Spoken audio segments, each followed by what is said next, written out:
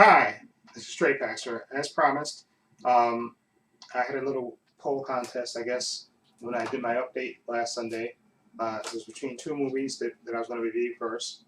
It was either going to be The Huntsman, The Winter's War, or The Adventures of Buckaroo Banzai, and which one? Go hands down, basically, it's The Huntsman. Okay, so this is the movie that I watched. Actually, I watched this morning. I was tending to watch it on Friday, but there was a lot of videos I had to do first, so I reviewed this. I had to wait till this morning to review it, to watch this. Okay, this is Huntsman. This is a sequel to the Snow White and the Huntsman, which came out, I believe, in 2012, I think.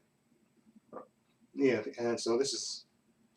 I thought this was a prequel, but after watching it, and this is, I guess, this is a spoiler. It is a prequel, and yet it's a sequel as well at the same time, and I'll explain going along when I do my review of this. Anyway, the Huntsman, uh, Eric, Chris Hemsworth's character, he's in this. The prequel part of this is they basically show what happens. If you've seen the trailer, they kind of lay it out in the trailer. Charlize Theron's character, Ivana, she has a sister, Freya, apparently, that we didn't know about. Because remember, she had the creepy brother in the one with Kristen Stewart in the previous movie. In this movie, they don't mention that brother at all. But apparently, she has a sister. Her sister who's basically having an affair with somebody that's engaged, and she's having his kid, and she thinks she's gonna run off with him and be married with him. But apparently, when she runs off to meet him, she's pregnant with his kid, and she had the baby, and the baby dies. Okay, okay, and then that unleashes her ice powers, and she becomes cold-blooded, and she decides at that point she's gonna kidnap a bunch of kids. She goes to raise them to be warriors without love, okay? And she forbids love to be in her kingdom. She basically becomes Elsa, okay? And the ice and decides to have no love around, just warriors. And of course, the Huntsman and Jessica Chastain's characters of Sarah, they show them young and they grow up. And of course, this would be a movie, Forbidden Love. They fall in love, okay? And now the main thrust of the story is, of course, Ravana was defeated by Snow White in the last movie, and in this movie, Ravana is supposed to be dead, and her magical mirror, her evil mirror, has been kidnapped, and it's driving Snow White. Of course, Kristen Stewart is not in this movie at all, of course, because she decided, her personal thing. She had an affair with the director, I think, of this movie, and then I guess she didn't want to be signed up for this movie. But anyway, the mirror was supposed to be taken away because it's driving Snow White slowly mad. So it's getting taken away, and it gets stolen from Snow White's soldiers, and basically the Huntsman has to go find it. He reluctantly goes find. It's been a few years that he's been away from Snow White, and he decides, Snow White's men talk him into basically going after it. Okay, now. And that's what the gist of this movie is, trying to get the mirror back before evil Queen Freya gets it. Now, as far as this movie is concerned, script-wise, this movie has a lot of plot holes in it. I mean, they really, really had to kind of do a lot of rewriting to make this sequel prequel, or prequel sequel, as it is, because the movie takes place prior to the events of the last movie and then after the events of the last movie. Okay, so it is a prequel and a sequel at the same time, and they have to do a lot of fancy writing around, rewriting the script and stuff to kind of make everything fit. And again, like I say, Snow White's character is not in the movie at all. They just show some character that's supposed to be Snow White, but you don't really see her face. But she's been driven mad by the mirror that's before it's taken away from her. And now, as far as performances go, Charlize Theron as Ravana, she kills it in this movie. She just looks like she's having so much fun being deliciously evil, and she was great in the original movie, and she's even good in this movie. And I even liked Emily Blunt in this one, because her character more in this movie is sort of a victim, and the victim and evil in a way. I guess she has a kind of a character arc, her character, and I think Emily Blunt is really good in this. Okay, and as far as Christopher Hemsworth and Jessica Chastain, I think they had a okay kind of chemistry, not lights out, love conquers all kind of chemistry. They just had a nice kind of chemistry to me, in my opinion. Okay, it wasn't blazing, but I understood the way the way they set it up, and the way things happen in the movie. Okay, I can buy their love. Okay, that I could. Now, like I said, as far as the narrative is concerned, I mean, there's moments where the movie goes along and then basically nothing happens, and characters disappear for long periods of time, and so it's not the most tightly constructed movie. And like I said, they had to redo a lot of writing to kind of make things fit to this movie, especially not having the Snow White character in this movie, which I think is a mistake.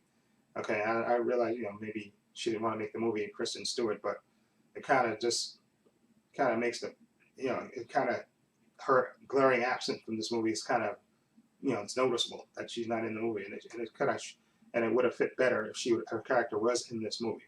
Okay, but again, I like Charlize Theron's performance and Emily Blunt. I thought they were great. Chris Hemsworth does the comedy as well as good as the action. I thought Jessica Chastain was really good too, doing the action and stuff. And like I said, I thought the chemistry between her and Chris Hemsworth was okay, not earth shattering. Okay, I thought it was just okay chemistry.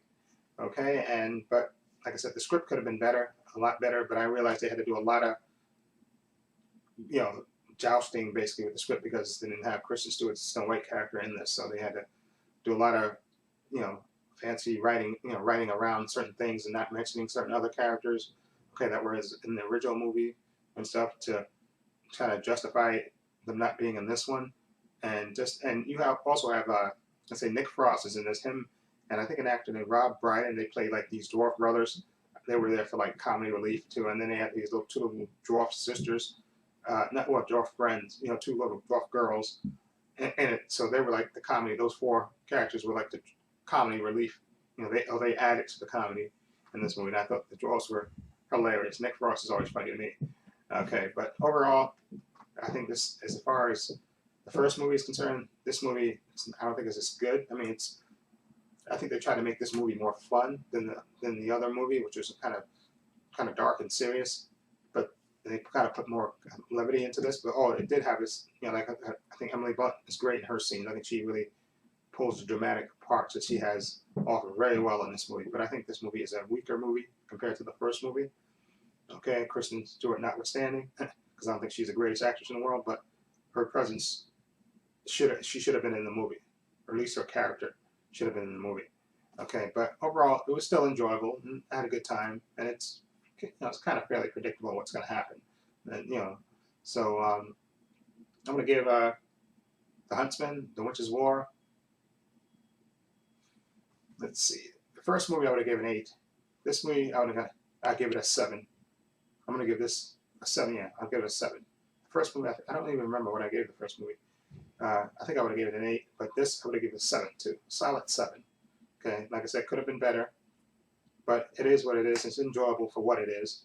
Okay, and again, Charlize Theron and Jessica and the lead actors do a good job. I think that's what I want to say. Okay, so that's my review of that. And now, as promised, 2 people asked me for the digital code for that. Okay, and I put their 2 names in my magical hat here, and I'm gonna put my magical hat and say the magic words: Alouada peanut butter sandwiches. Let me zoom them up a little bit. Alouada peanut butter sandwiches. This person, whoever this person is, I will PM them. I will send them a message with the digital code for this movie. It'll be Movie Man. Movie Man. Okay, so you asked for it first, and I think somebody else. So I think the only fair way to do it was to put both your names in the hat. So it's going to be Movie Man. I'm going to send you, I'll PM you the digital code. Okay, thank you for watching my video and stuff. So again, congratulations to you. I'll send you the digital code. Anyway, that's it for that. Again, a solid 7 for that movie. And again, I'll put spoilers in the title because I basically spoiled the movie anyway. I had to kind of spoil it to talk about it. So I'll put, when I do the review, I'll have spoilers in the title. Okay, so everybody knows, if they don't want to be spoiled by it. Anyway, and I'll contact you, Movie Man, and give you the digital code for Huntsman, The Witch's War. Okay. Anyway, if you like this review, please hit the subscribe button down below. I also have another channel called Paul's Views and Opinions. The link is in the description box, as well as links to my Facebook and Twitter are down there as well. So please check those out as well. And I uploaded a bunch of videos, a bunch of trailer reactions, a bunch of movie reviews on this channel, and then on my other channel, Paul's Views and Opinions. I uploaded 2 videos on that channel as well. So please follow the link, and I may have an info box here as well that you can link that you can click on and be transported to my other channel and watch my videos on that channel as well. Okay? And this is Trey Pastor saying so long and take care.